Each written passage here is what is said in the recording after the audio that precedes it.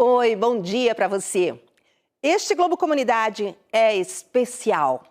Desde ontem e até o próximo sábado, aqui na tela da Globo Pernambuco, você acompanha com a gente uma programação que trata sobre a violência de gênero, ou seja, sobre os vários tipos de violência que as mulheres sofrem no dia a dia. Hoje, 8 de março, é o Dia da Mulher e o Globo Comunidade, claro que não poderia ficar de fora. Toda vez que você vir essa marca na nossa programação esta semana, já sabe do que vamos falar. Nós convidamos duas mulheres de gerações bem diferentes para conversar sobre o que nós vivemos, nós sentimos e sobre o que nós queremos, gente. Eu vou apresentar logo para vocês Milena. Bom dia, Milena. Bom dia, Mônica. 26 anos? Isso. Milena, você já tem uma experiência de ser mulher. A vida vem sem manual, né, Milena? Totalmente. E você já deve ter sentido algumas coisas bacanas e outras não tão bacanas na sua vida. Sim. Faz um resuminho para a gente começar esse programa? Bem, eu acho que a primeira parte é muito difícil, você crescer sendo uma mulher e tentando encontrar o seu espaço. Eu fui uma criança de uma família que sempre incentivou para os estudos, então eu sempre lutei para ter o meu lugar no mercado, o meu espaço ideal.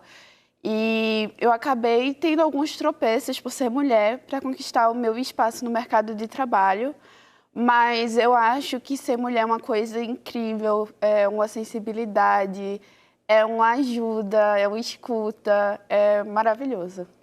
Ai, a gente quer saber todos os detalhes, Milena, guarda, tá? Sim. Professora Conceição, a senhora vem de uma outra geração, a senhora tem uma vivência muito mais madura do que nós temos sobre a sua experiência de ser mulher. Como é que a senhora resumiria aqui pra gente? Veja bem, eu acho que eu sou socióloga e às vezes, todas as vezes que eu acho que a gente tem que falar de alguma coisa assim, de mulher, a gente tem que incluir também a questão da classe social, porque a classe também marca as oportunidades das pessoas. Então, por exemplo, eu venho de uma família em que, veja, eu digo sinceramente, eu sou uma mulher de meados do século passado, literalmente, pelo meu ano de nascimento. As minhas tias, que é claro que vieram antes de mim, todas elas se formaram, elas já foram para a universidade. Então, eu sou a segunda geração na universidade. Então, evidentemente que você não pode falar. É claro que você sente como é que você pode marcar, por exemplo, lugares que você não se sente à vontade de entrar? Essa é uma diferença. A roupa que você tem que sair de tal lugar, por quê? Para não dar cabimento. Tá vendo? Parece besteira, né? Mas Pois isso é mas são importante pra detalhes. gente. Muito. Não dá cabimento. É sobre isso também. Não é verdade? Mas, ó, se você que está aí pensou que hoje o Globo Comunidade ia ser uma espécie de um clube da Luluzinha, não é nada disso. A gente também quer falar com os homens. E eu convido para se juntar a gente um homem feminista, o psicólogo e professor Benedito Medrado. Professor, bom dia, seja bem-vindo. Obrigado, Mônica. Então, a gente quer começar, você faça uma pequena entrevista aí também com elas, fique à vontade para isso, que a gente quer ver do seu ponto de vista o que é que vem. Então, eu acho que você falou uma coisa importante, eu talvez queria ouvir um pouquinho mais das meninas, eu vou chamar assim, Conceição, também. Pode falar, por favor, professor. Que é, será que não tem um manual? A pergunta é exatamente essa, assim, será que não existe um manual? Quando a mulher nasce, nos existe uma expectativa em relação ao que pode, o que deve, o que não pode ser uma mulher? Eu acho que a gente, por ser mulher, a nossa família, as mulheres da nossa família acabam tentando direcionar para a gente crescer de uma forma mais segura, mais tranquila. Não é em si um manual escrito, mas é algo subentendido, passado por geração. Por exemplo, cuidado com essa roupa, tá ficando muito exposta, pode acontecer alguma coisa indesejada. São a forma de se sentar quando você é criança. Então, a gente não é só uma etiqueta, é uma questão também de cuidado e para preservar a nossa natureza, a nossa inocência. Mas esse cuidado, ele vem muito recheado de machismo nas famílias, essa é a sua experiência, professor. Vamos apresentar o trabalho que você faz na Universidade Federal, no Departamento de Psicologia, porque aí as pessoas vão entender muito melhor que você tem para nos dizer. Perfeito. Porque assim, a preocupação que a gente tem é como é que a gente muda a sociedade. Como é que as coisas podem se transformar dentro de casa, na rua, na mídia, nos meios de comunicação de um modo geral, na vida como um todo. O feminismo, ele propôs uma mudança no mundo. Uma mudança estrutural. Onde a gente, e muitas vezes inclusive é confundido, por aí as pessoas falam, porque o feminismo é contra os homens. Não, o feminismo quer uma sociedade justa, onde homens e mulheres têm os mesmos direitos. Algumas coisas foram conquistadas, felizmente. Ver aqui é uma boa fotografia dessa mudança.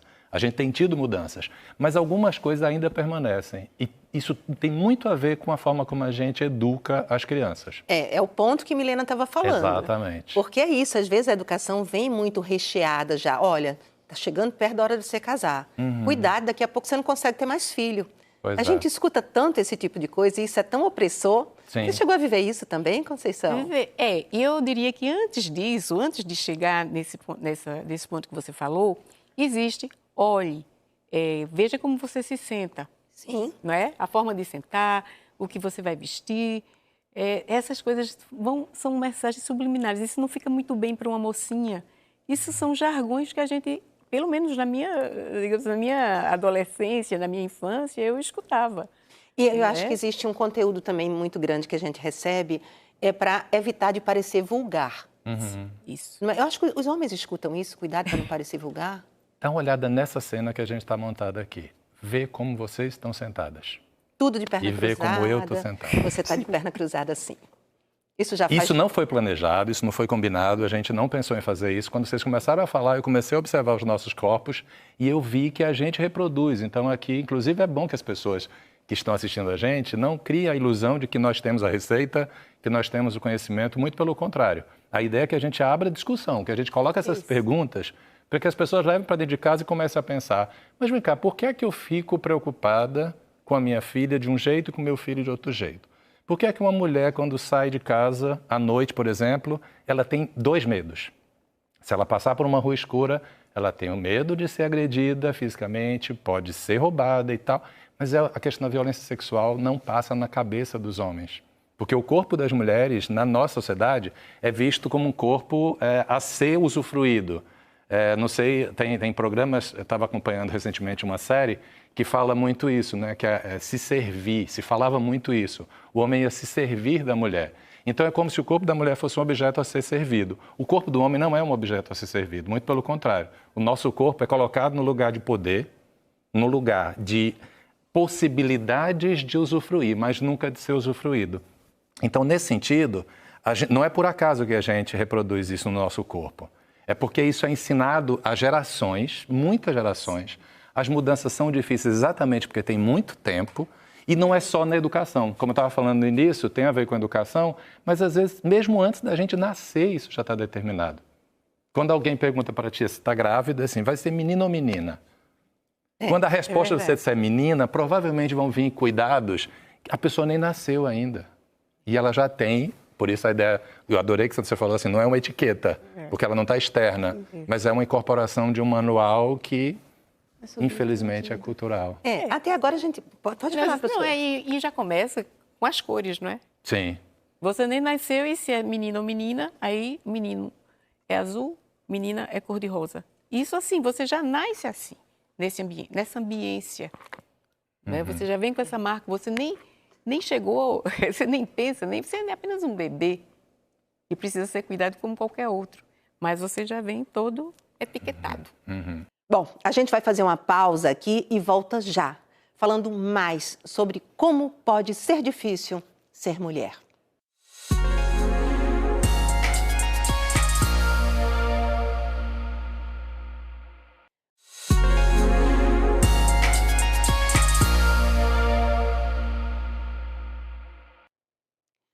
Todo dia, né, a gente ouve uma notícia sobre maus tratos, sobre dores, mulheres sofrendo. Até quando isso, gente? Eu vou ler agora algumas colaborações, algumas contribuições que telespectadoras mandaram para a gente ler aqui no Globo Comunidade. Olha o que Ana Paula Ferreira Silva disse. Eu sou Ana, tenho 53 anos, passei por 2 casamentos e hoje optei por ser livre. No meu caso, acabei me tornando apenas doméstica dos filhos dos outros. Foi agressivo, desigual e egoísta. Repudio a maioria dos homens. Ela repudia a maioria dos homens. Deve ter sido muito, tremendamente difícil para ela, como para outras mulheres também, não é? Olha, a Suzana Diade, ela disse assim, o mais difícil em um relacionamento é a compreensão e a tolerância. A gente sabe disso, né? A gente é prevenido sobre isso. Sim. Estamos juntos há 26 anos, mais da metade da vida. O desafio é diário, o respeito é essencial e a vontade de permanecer unidos, tendo Deus no centro de tudo, é o que nos sustenta. Sustenta ela e o companheiro dela. E eu vou ler também aqui o depoimento de Roberta Tiago, ela já vê diferente. Ela disse, a relação entre homem e mulher mudou bastante hoje em dia, ao menos ao meu redor. Há uma divisão de funções mais equilibrada em todos os aspectos da convivência familiar. Você que é mais jovem, percebe isso, Milena? Você acha que mudou? Sim. Ah, Glória. Sim. Em casa, como exemplo, meu pai ele não tem problema, assim. Eu vejo uma relação bastante de apoio mútuo. Ele não tem problema de ir para a cozinha, ajudar enquanto minha mãe está fazendo outras coisas. Na minha família, eu vejo isso muito presente. Vejo também o exemplo das pessoas que deram antes, mas eu vejo uma construção diferente surgindo. É uma excelente notícia, professor. Pois é. É para isso que você trabalha, né? Para que os homens façam diferente, não é isso que o trabalho de vocês é feito lá na Federal? E quando eu escuto esses depoimentos, a gente tem que entender que são depoimentos que quebram o silêncio, né? Os minutos de silêncio precisam ser quebrados, né? A gente não pode continuar silenciando certas falas. Mas elas, para serem colocadas, para serem ditas, para serem faladas, né? É um processo muito difícil de romper esse silêncio, de poder falar sobre as situações. E, ao mesmo tempo, também, quando a gente pensa as mulheres, a gente tem que pensar na diversidade de experiência, porque mulher não é singular, mulher é plural. A gente começou falando aqui de gerações.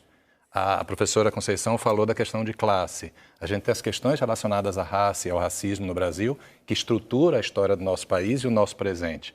Então, é muito diferente as posições de homens e mulheres de acordo com esses vários elementos. Idade, geração, a questão de raça e as questões de classe. Então, ao mesmo tempo, também, quando a gente pensar os homens, é bom que a gente pense também no plural. Porque não só tem o homem que agride as companheiras, e tem muitos homens, infelizmente.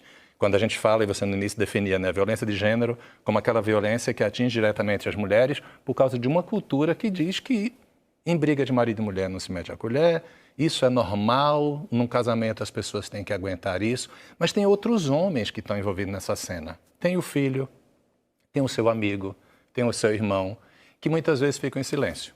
E daí a ideia da gente convidar os homens para poder falarem também sobre esse assunto. E os nossos projetos buscam fazer isso, trazer para primeiro plano de discussão e de diálogo os homens como corresponsáveis, não é como substituto das mulheres e não como representantes do feminismo, muito pelo contrário, é de aprendizagem. E a gente está acostumado a falar e não escutar, por isso eu quero escutar a Conceição. Diga, por favor, Conceição. Conceição fez um livro que eu estou louca que ela mostre para a gente aí, Conceição. O livro esse livro Não se diz tudo ao marido. Mostre a capa para a gente, por favor. Olha aí. Esse livro já tem algum tempo, foi resultado da minha tese de doutorado, né? Mas uma coisa que eu queria dizer é exatamente que eu investiguei mulheres de camadas médias. E aí eu queria ver o relato. Eu tive relatos sobre a voz dessas mulheres, tá certo? E, de fato, o que fica claro é que as mulheres têm um poder, mas é um poder intramuros. É o poder de dentro de casa. Quer dizer, pelo menos essas que eu... Veja bem, essas mulheres nasceram na primeira metade do século XX, certo? Elas foram 1940, muito menos, 1920, certo? E eram mulheres de classe média. Então, elas tinham circunstâncias diferentes, mas nem por isso elas eram independentes. Eu tinha histórias maravilhosas, mas de mulheres que certamente faziam tudo escondido do marido. Certo? Então, era isso que... Eu tenho um depoimento aqui no meu livro de uma senhora que fala da avó dela, porque eu queria ir o mais para trás que eu pudesse nessa pesquisa, né? Então, ela dizia que ela própria, quando descia, ela já descia de roupa por baixo e botava o robe, a camisola, por cima. E tomava café com o marido. E quando ele saía, ela saía atrás. E aí era assim, dentro esse poder que a gente vai dizer, poder, mas essa era uma mulher corajosa, essa era uma mulher que fazia o que queria, mas ela fazia dentro de certos estratagemas, entende? Então, você não pode achar que aquilo é liberdade. Não, pelo contrário, aquilo, entre aspas, o máximo assim, ela não é obediente. Sem dúvida. Não é verdade? Sem dúvida. Então, é isso. Olha, tem um depoimento que eu achei muito legal, que eu escutei quando eu estava conversando antes com Milena, que é sobre o acesso ao mercado de trabalho, porque a gente aqui está falando de dentro de casa, por enquanto. É, né? por enquanto. E o mercado de trabalho nem sempre está sorrindo para as mulheres.